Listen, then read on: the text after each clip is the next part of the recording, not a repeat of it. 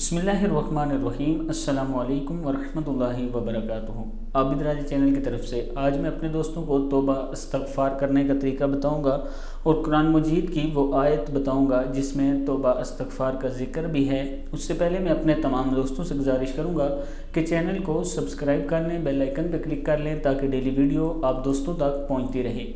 قرآن مجید میں توبہ استغفار کی بار بار تاکید فرمائی گئی ہے۔ ایک مقام پر ارشاد ہے وَأَنِسْتَغْفِرُوا رَبَّكُمْ ثُمَّ تُوبُوا إِلَيْهِ يُمَتِّعْكُمْ مَتَاعًا حَسَنًا إِلَىٰ أَجَلٍ مُّسَمًّى وَيُؤْتِ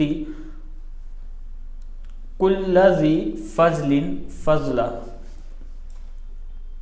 وَإِن تَوَلَّوْا فَإِنِّي أَخَافُ عَلَيْكُمْ عَذَابَ يَوْمٍ عَظِيمٍ۔ اس کا ترجمہ ہے اور اپنے پروردگار سے معافی مانگو اور اس کے حضور میں توبہ کرو تاکہ ایک وقت مقرر تک تمہیں فائدہ دے، اچھا فائدہ، اور ہر زیادہ نیکی کرنے والے کو اس کی زیادہ نیکی کا بدلہ عطا فرمائے۔ اگر تم منہ موڑو گے تو میں تم پر بڑے دن کے عذاب سے ڈراتا ہوں۔